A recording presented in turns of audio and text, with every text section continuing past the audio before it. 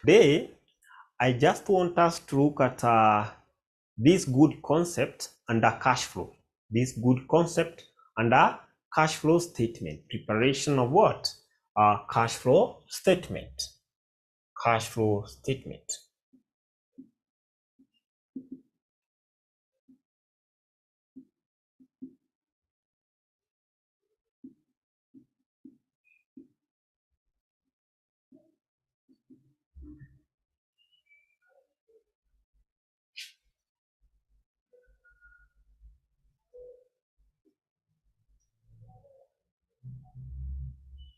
Class, if you have been following, we have come a long way. We have come a long way.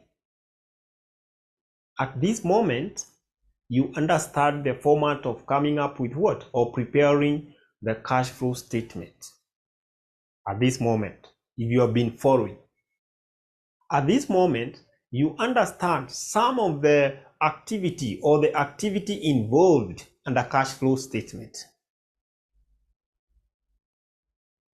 At this moment, you know that we have two methods of preparing what? Cash flow statement. Maybe to ask to see whether we are on the same page. Please, somebody to remind me some of the methods of preparing a cash flow statement. Somebody to remind me some of the method of preparing what? Cash flow statement. Somebody is reminding me some of the method of preparing the cash flow statement. Who is to remind us? How many methods do we have? Direct and indirect. That is famous Matinda.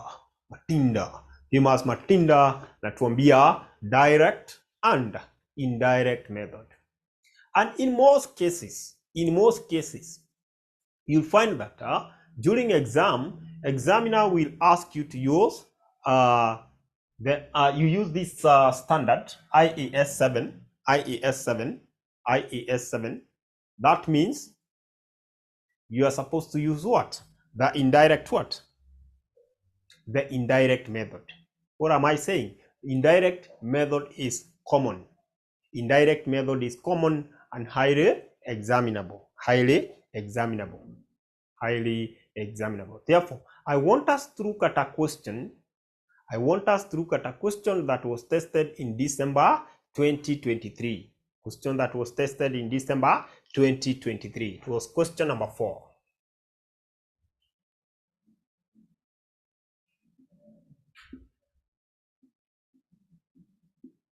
Financial reporting. Topic is cash flow statement. And then we are looking at this question.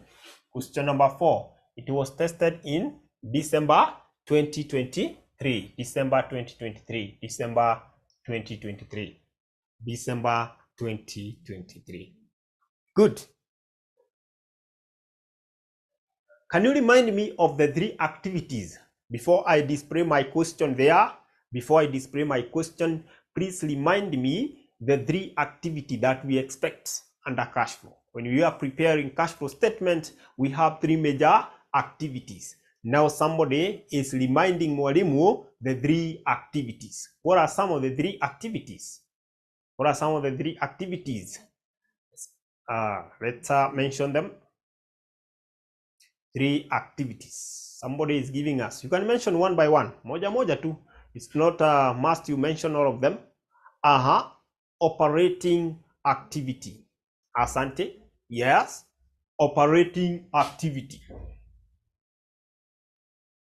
Asante.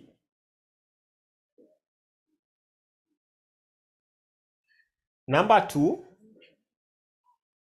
investing activity and financing activity. Investing activities. And the third one is what? Financing activity.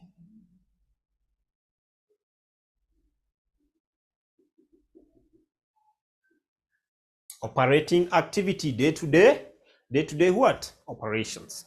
Day-to-day operations. Investing activity, it deals with what? Non-current what? Assets. Non-current asset. Did we purchase? Did we sell? Like that.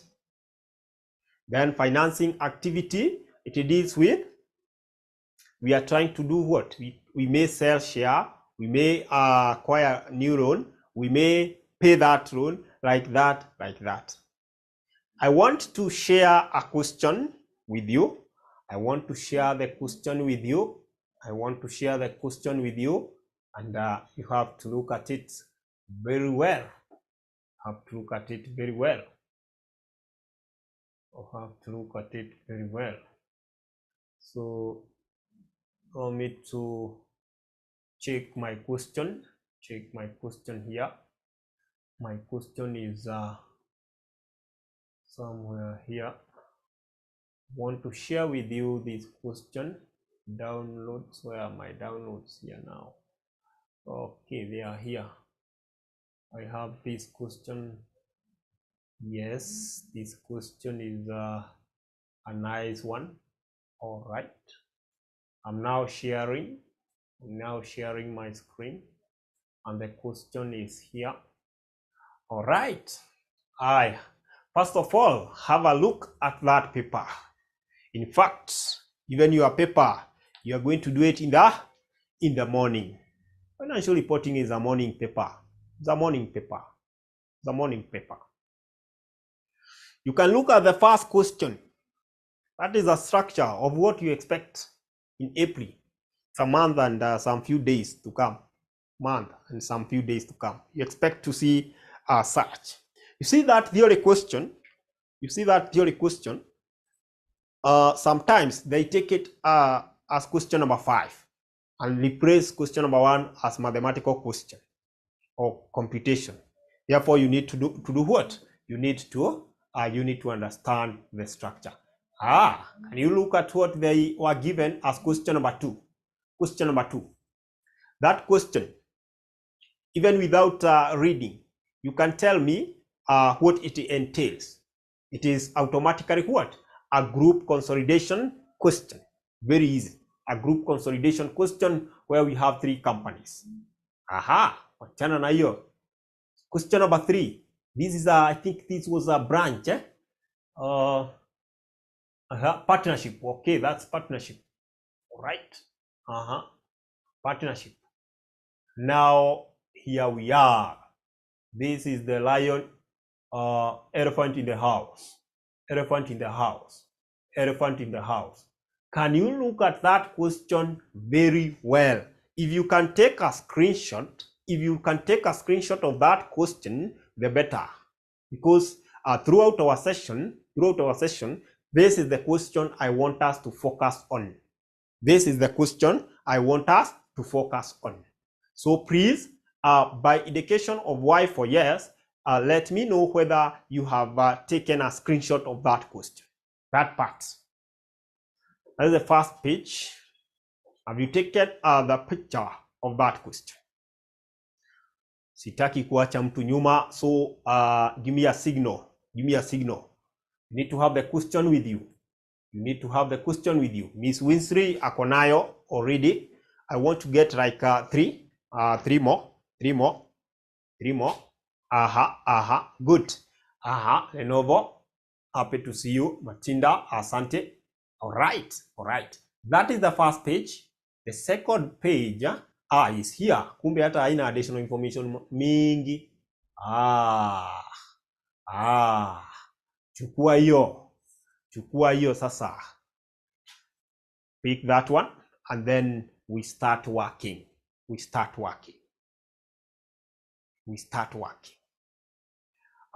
Still give me a signal if you have taken the screenshot of that. Give me a signal, and then we start. Nishapata signal kadhaa hapa. That is very good. I stop sharing. Good. That is it.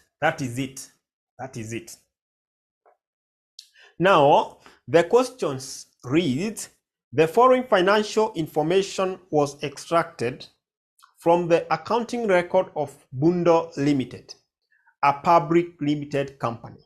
We are given statement of financial position as at that 1st October 2023 and 2022. Then we have been given the statement of financial position or comprehensive income statement as at that date. Additional information: the property, plant, and equipment was made up as follows: cost of variation as at that date, accumulated depreciation as at that date. Good.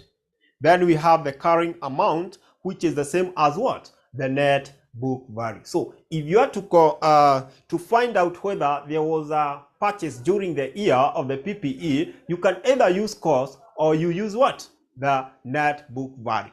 Net book value. During the year ended at 1st October 2023, the property was revalued upward for a gain amounting to 1,200,000. A bright student is seeing where to record these transactions. Record these transactions. The company does not make any transfer for excess depreciation upon liberation. However, it accounts for deferred tax on liberation gain. The income tax rate applicable to Bundo Limited is 30%. Depreciation on property, plant, and equipment has been charged to profit or loss. During the year ended 31st October 2023, Bundo Limited acquired some patent rights at a cost of 5 million patent rights. Any amortization of intangible asset has been included in administrative expenses. The company repaid some borrowings which had matured during the year and issued new loans amounting to 3 million. They issued what? New loan. Unaona kwenye zinaenda. Very nice. You are required a statement of cash flow for Bundo Limited for the year ended at 1st October 2023 using the indirect method in accordance with the requirement of International Accounting Standard 7. So class, if the examiner has not given you, has not told you to use the indirect method, or if the examiner is silent rather, if the examiner is silent rather, please use the indirect method. Please use the indirect method. Use the indirect method. And that is it. That is it. We start working. We start working. We start working. So allow me to remove this and start my question up there. It's December 2023, question number 4. As well, start my question in here. So this is a financial reporting.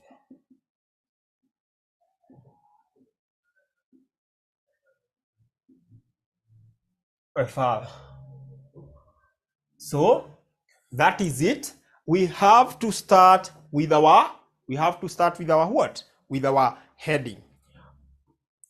Huyu anaitwa aje? Bondu, ni Bondu ama ni Bandu? Huyu jina yake inaitwa namna gani jameni? Bundo Limited. Bundo Limited. It is always good to show the examiner that you know the company that you are dealing with. Statement of cash flow. Statement of cash flow. Statement of cash flow for the year ended. For the year ended. This is 31st of October 2023. October 2023. Always scare the examiner by underlining your heading. You scare the examiner by underlining your heading. Can somebody tell me what will be the next thing to do? What will be the next thing to do once you write the heading like that? Once you have your heading like that, what will be the next thing to do? Somebody?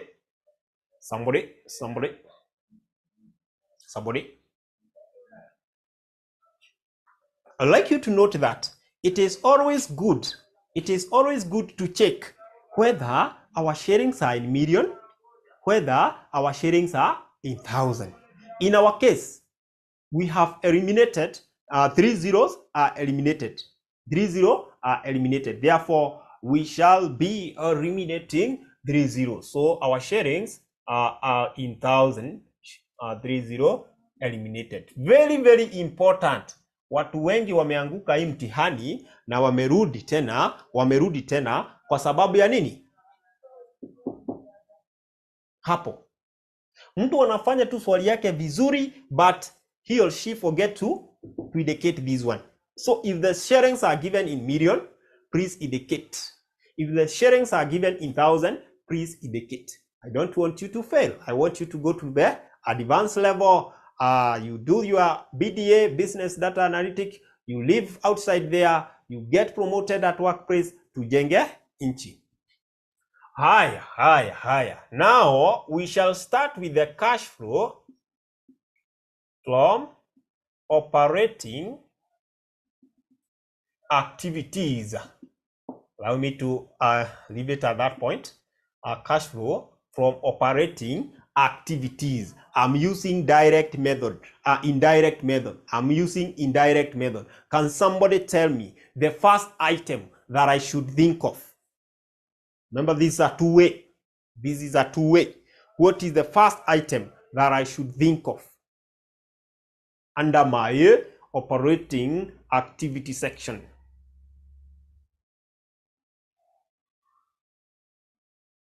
I taught you the method. I showed you how we maneuver through this. So don't let me down. Wezi niambia umesahau na si kitambo tulipoangalia hiyo method. I think I should remind you for the first one, the PBT. The PBT. Thank you so much. This is Matinda. Profit before tax. Profit before tax.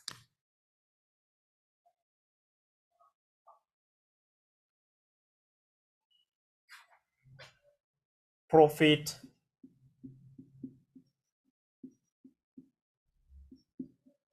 class. If examiner bring this question or bring you a cash flow question, this is a mark that you should not fail to get. Why? It is a direct mark, a free mark. Can you give me the PBT? What is our profit before tax? What is our profit before tax? I'll give you an instance where examiner give you profit after tax. I'll tell you what to do. Where you're not given the profit before tax, we're given statement format.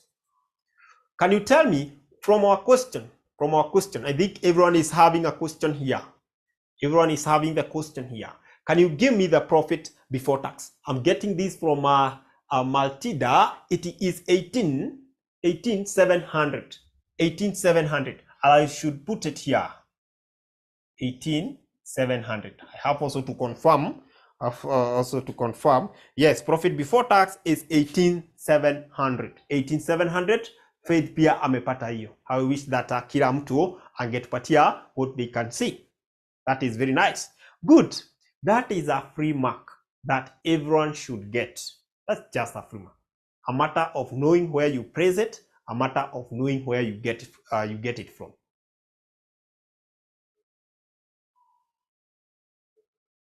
Then from that point, class, we have to adjust this profit. This profit, for us to arrive to this profit, a lot has happened. A lot has happened. We have subtracted interest. We have added income if there is any, like that. So we have to adjust this profit. So adjustment for non-cash item is what follows. Adjustment for non-cash items. Adjustment for non-cash items. And class, if you remember very well, I gave you an acronym. Who can remember the acronym? I gave you a very nice acronym here. I gave you an acronym. Yeah.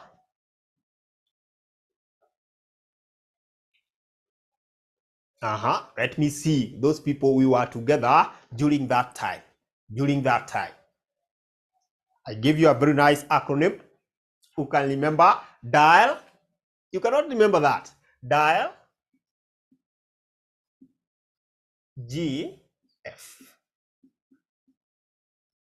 where this stand for depreciation, stand for impairment, stand for amortization, stand for loss on disposal, gain on disposal, of course, disposal of asset, and then we have finance cost. Finance cost is the same as the interest paid. Asante, asante, asante. This is Vivo 2015, Vivo 2015, Vivo 2015. Vivo, do you run that company which make women wear? You can stop your video. Can stop your video so that we don't affect other people's bandwidth. Already Jane had given us this. Agnes had given us this. That is very nice. So Vivo, please, you can stop sharing your video if possible. Kama inawezekana, just stop sharing your video. All right, thank you so much. Thank you so much. Now, class, having this, you will be in a position, to get some things which are direct. For example, I just want you to go, there's some people who are joining now, and I'm sure they don't have the question. Should I share the question with them? Allow me to share the question with them. Is that okay? I just share, they take the photo, and then we proceed.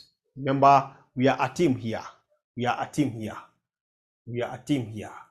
We should be a good team. So take the picture very fast, very fast. December 2023. December 2023. We are looking at question number 4. Chapa yo, and then confirm very fast. Confirm. Remember, we have limited time. I'm having like 20 minutes. Oh, I wish. But I know you people, if I give you the guidance here, you'll be in a position to do this thing and share for marking. So take the additional information picture very fast. Additional information picture very fast. Watu leo ni kama walikuwa wamechelewa kazini kidogo. Kazi ilikuwa tight, lakini inaeleweka. Every month mambo inakuwa moto sana. You must prove that you have been working for you to get paid. You must prove kabisa. I hope you have taken the picture. I hope you have taken the picture. Yes, you must prove. Edmund must prove. Kilono. Great. Now, I want to send everyone, I know you have that question. Can you check just above the profit before tax? Tell me an item that is featured here. Kindly. That's the way you pass this thing. Tell me an item that is featured here near our dial G. Just above. Above what? Above our profit before tax. Very fast. If you do it very fast, at least we'll be able to cover widely. Naona watu wananiambia finance cost. Acha niangalie pia mimi yangu iko wapi. Nikiangalia profit finance cost iko pale.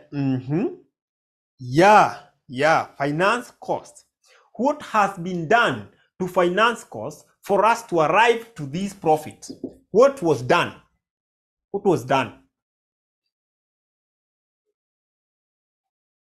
Finance cost. It was subtracted. Therefore, if it was subtracted for us to arrive to this, adjusting this to its original position, we have to add it back. Finance cost, we have to add it back. Ni how much? Have to check. Finance cost ni ngapi? Is it 3,800? 3,800. Finance cost is 3,800, and we have to add back. 3,800. 3,800. That is very nice. That is very, very nice. Because there is no any other direct item there, I cannot see any other item which is direct. I proceed with my journey. Who can tell me my next destination? From here. What will be my next destination? It is changes in what? Somebody, I'm hinting you. I'm trying to give you a hint. Changes in working. Changes in working capital. Changes in working capital. Changes in working capital. Changes in working capital. Now, here is another area. Here is another area that you recoup all the marks. You recoup all the marks. Why am I saying that? Because it's just a matter of looking. It's just a matter of looking at what happened. Can you give me the component of working capital, first of all? You might not have forgotten. No worries, we shall overcome. Give me some of the component of working capital that we put in here. Somebody. Component of working capital. Component of working capital.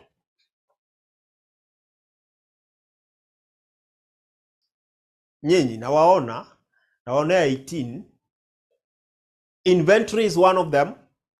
The other one, receivable. Remember we said something like RIP. Hizi abbreviation msione kama ni za mchezo bwana. Receivables, inventory, unazibeba hizi. And then we have payables. Hizi ndizo major, inventory, receivable and payable. Kama kuna accrual pia itafall here. Prepayment inaweza kuja ifall here. Now, somebody to remind me what we said when it comes to receivable and inventory. These are assets. How do we do it under changes in working capital for the assets? There is something, I gave you a formula, a direct formula where you don't have to think, was there an increase or is there a decrease? You don't have to think that. That era is far gone. It's far gone. Somebody to remind me. What did we say regarding the assets? I remember during that time, ama hamkuwa you class.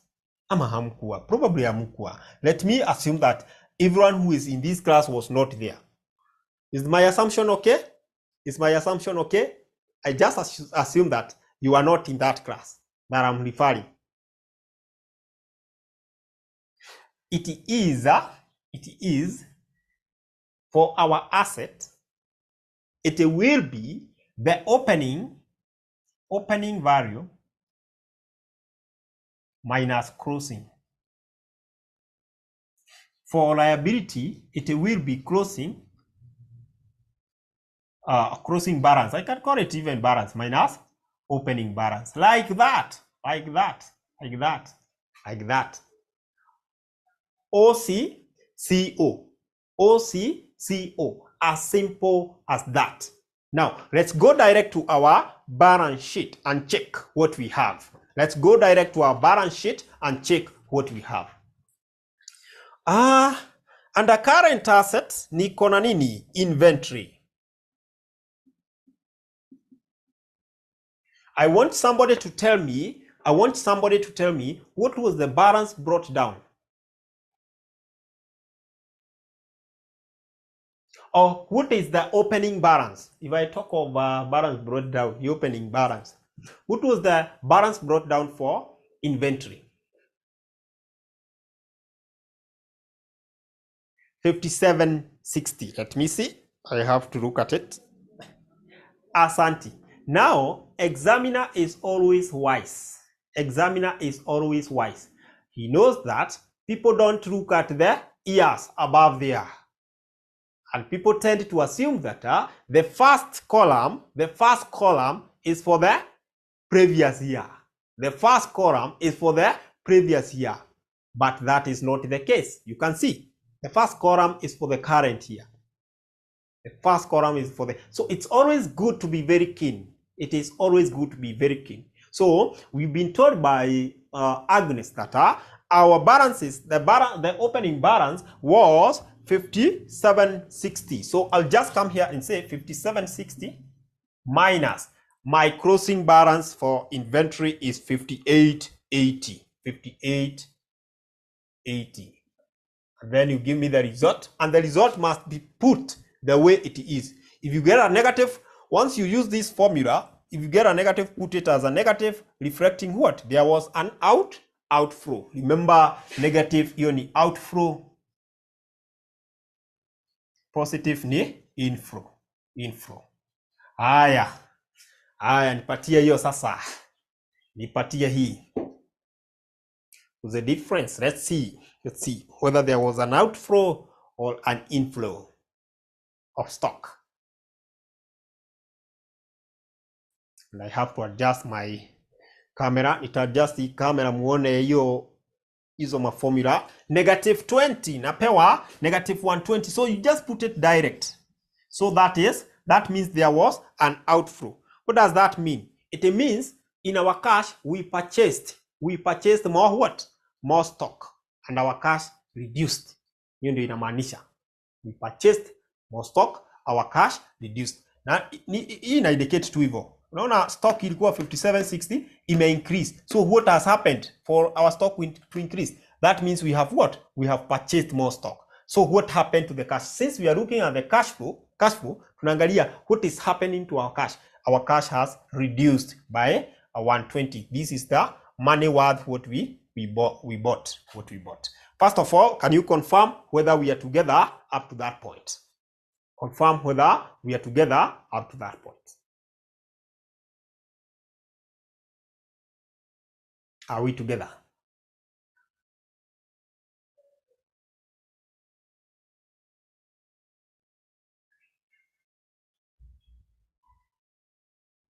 Together. That is Winsley, Corinne, Karen. Good. Now, if we are together up to that point, Jane, let's move to the next item, trade receivable.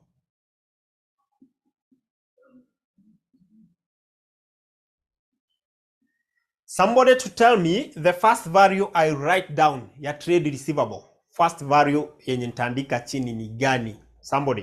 Somebody is guiding me here, telling me the first value to write down, and then we proceed. What will be the first value here? Somebody, you have them?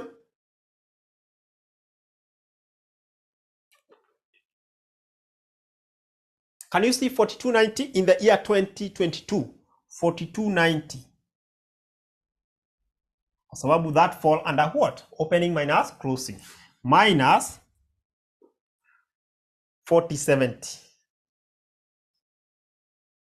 Nipatie hiyo. Give me that difference. You can see here it's like we had an inflow. Some people who owed us paid us. So our cash increased. Very important. 4290 minus 4070. Siniyo? 4290 minus 4070. Nipatie hiyo difference. Your difference, najua it's a positive. That means those people who owed us, they paid us amount equivalent to what you are giving me there, 220, and therefore this is an inflow. So don't put a bracket, just put it because it's an additional to our cash. Then we go to the last one. We don't mention cash. Remember, here we are looking at cash. Therefore, the cash and cash equivalent you can see here, it will be used as the balancing figure. It will help us to know whether our question is balancing. So we don't use what? Cash and cash equivalent at this level. So we go to trade payable. So trade payable class is found under current liability, and I can see now for the trade payable I have to look at the closing balance minus opening balance. Kwa sababu, why are we saying that? Remember, if the receivables zinaenda e direction, payables zitaenda e direction. Na ndio maana niliwafunza, sijui ilikuwa, when was it yesterday? When we were looking at ratios. We say that but I don't think you are the one we were, kwa sababu naona nyinyi ni kama nyinyi wote ni wageni. Wanakaa nyinyi wote ni wageni.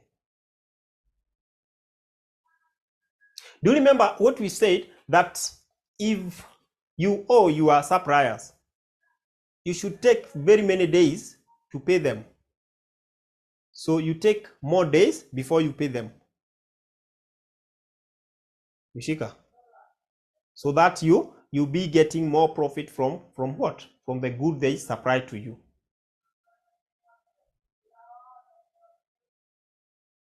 That is the essence between what? The payable and receivable. Payable and receivable. If somebody owes you, they should pay you very fast. You should have a policy that they pay you very fast. But now, the better part is, the better or the worst part is that even on their end, they have a policy. On their end, they still have a policy. They want you to pay very fast. So, hapo ni nyinyi mnajua vile mnacheza. So, liability go opposite direction with the asset. Opposite direction with the asset. So, in this case, we're going to look at the closing balance of our trade payable, which is 7,800.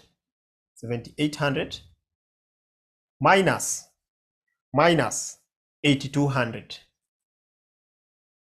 Can you give me the figure, what you get there, to what happened? What are you going to get? Allow me to adjust my camera kidogo. What are you going to get?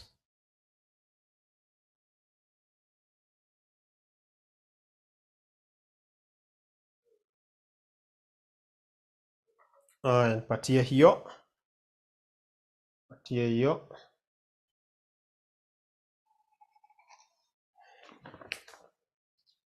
Watu wanapata 400, which is a negative. Asanti. 400, which is a negative. That means there was a what? An outflow. So our cash reduced by 400. Our cash reduced by 400. Good. Having done that, we're still moving on well. You can come here and have the total cash flow after changes in working capital. Cash flow after changes in working capital. Working capital. Now you have to continue unless tax paid, and then less interest paid. Sasa, for the tax paid and the interest paid, you are advised to go direct to the current liability and check whether we had some balances to the current liability to see whether we had some balances. So that is what we are going to do. Very fast, we check whether we had some interest in our under our current liability. We had current tax, interest payable. Once you see that, it will give you a green light.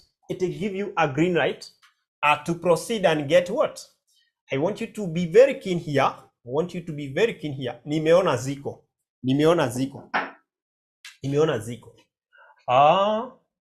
Tax.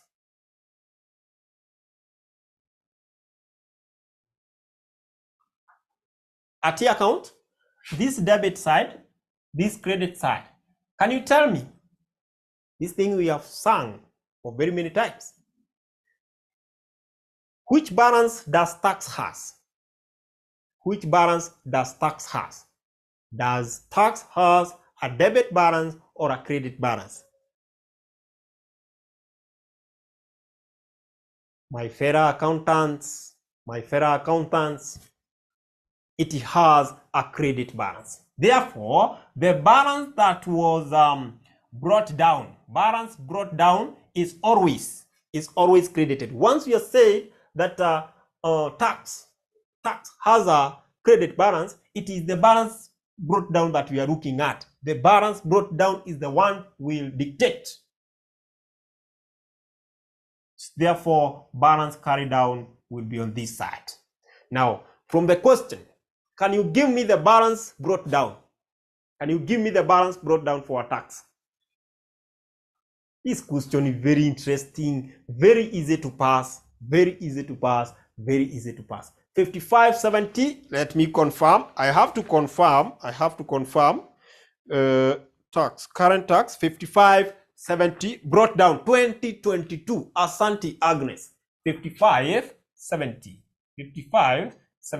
And then carried down is for 2023. In fact, adjacent to the 5570, we have 4230. 4230. Sasa hizi vitu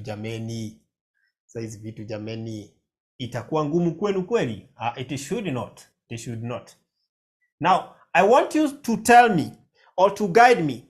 If you look at the income statement, the provided income statement, can you see tax somewhere? Just check the income statement. Kuna tax walilipa? Ukiona niambie na ni ngapi? Ukiona uniambie ni ngapi? Aha, nimeiona.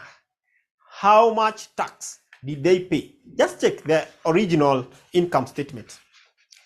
4830. Yes, 4830. I can see 4830. 4830. Asante. 4830. No. Income statement. This coming from income statement. 4830. Can you tell me whether in the additional information, we have anything touching on tax? In the additional information, tuko na kitu inataja tax.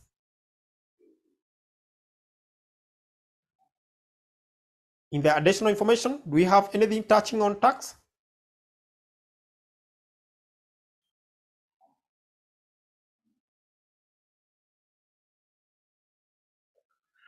Oh, there's something nimeona.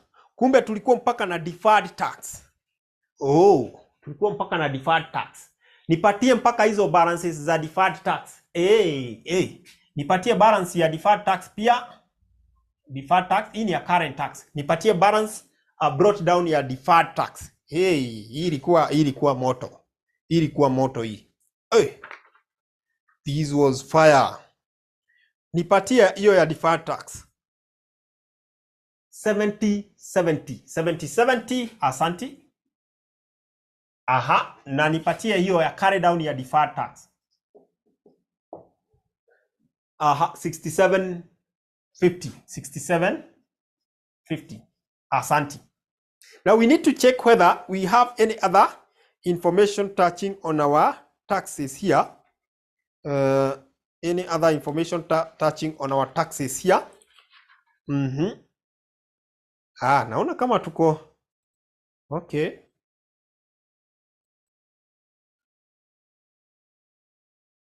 I've seen an information touching on our tax here. I've seen. Can you see the revaluation? They are telling us of revaluation. Look at additional information number 1, where we have during the year ended 31st October 2023, the property plant was revalued upward for a gain amount. So revaluation gain was 1,200, right? 1,200. The company does not make any further transfer excess to depreciation upon revaluation. However, it accounts for deferred tax on revaluation gain. It accounts for deferred tax on revaluation gain. The income tax rate applicable to Bundle Limited is 30%. Sasa, here we have to think what the examiner is trying to tell us here. So there was revaluation gain, and this revaluation gain was 1,200. So what is 30% of 1,200?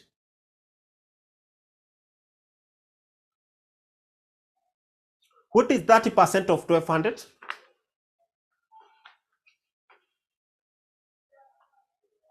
(30% of 1200 unapata ngapi?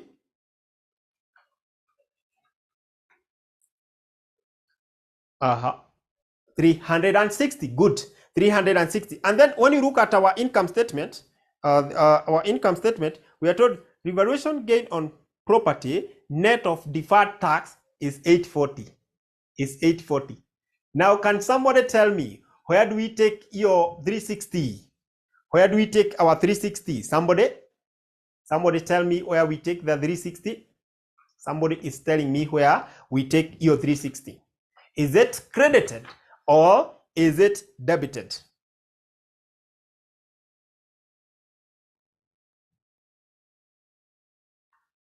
Aha, 360. Aha. Ambiwa we credit under deferred tax. Ili sasa tupate the tax paid. We can call it what? On revaluation, there was deferred tax of what?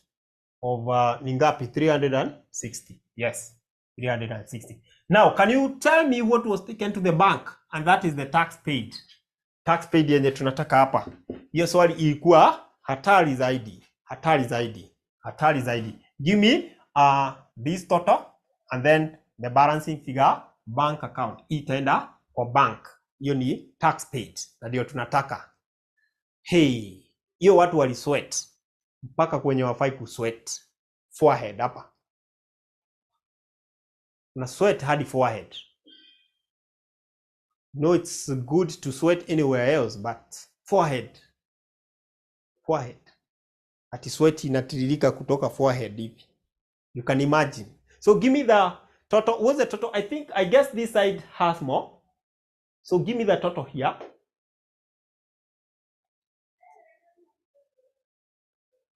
What's the total? But here your total so that our time today is trying to, but at least it is 17,830. 17,830. 17,830 paka hapa ni 17,830. Toa hizo mbili tupate what was the tax that was paid. And something which is paid, it is reducing our cash.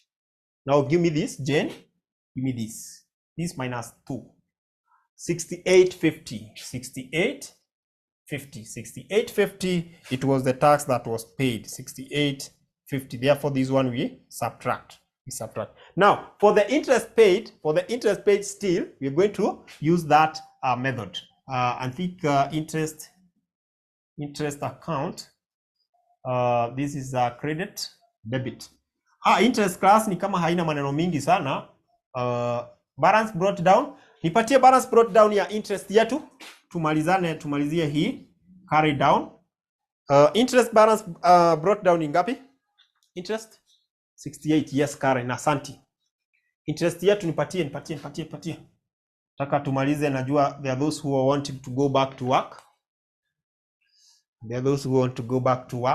But then if you have not joined us, I can give you some details here.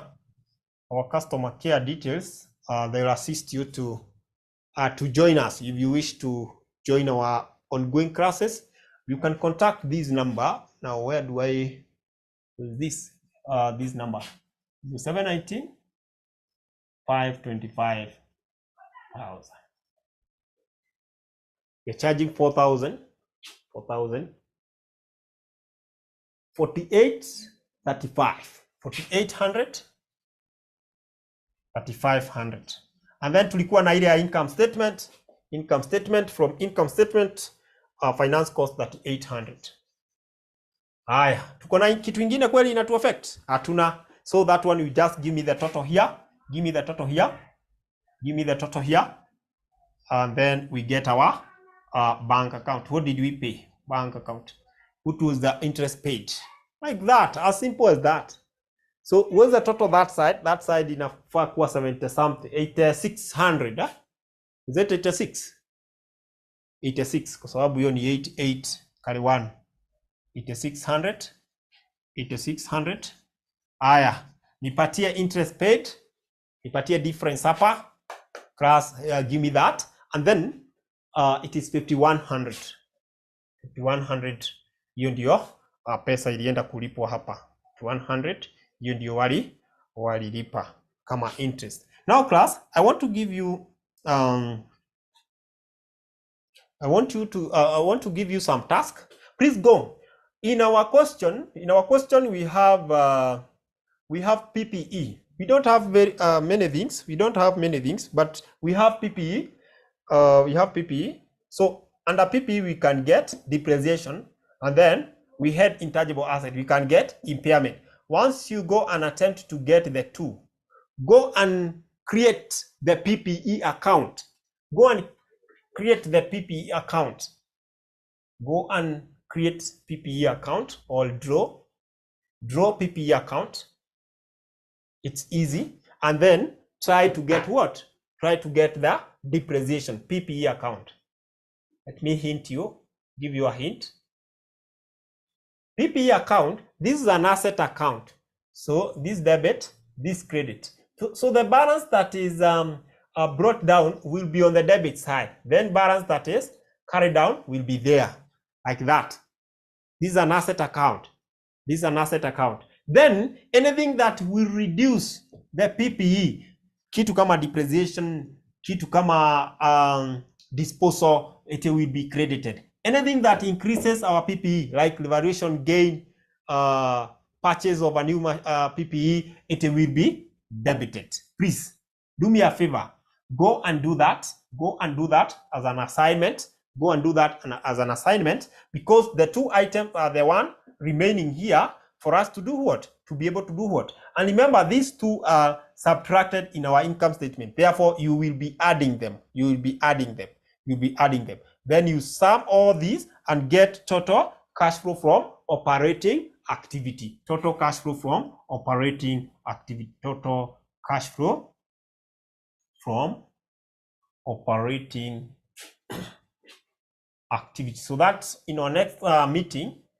In our next meeting, we shall be proceeding to the investing activity. Investing activity. For the interest of time, I wish to stop at that point. I wish to stop at that point, unless there's a burning question. Unless there's a burning question, I wish to stop at that point. Remember, we have both a morning session for financial reporting and financial management, and then we have evening session for the same. Evening session for the same. The morning session starts from 5 a.m. to 7 a.m. Evening sessions run from 6 to 10. Of course, each session goes for 2 hours. I think that is it, class, for today. Thank you so much for having time and creating time to attend our today's session. I hope you have gained something, and we look forward to see you in class. I have been your lecturer, Stephen. Glad that you came. Goodbye and have a blessed afternoon. Somebody want to screenshot? Okay, allow me to maybe stop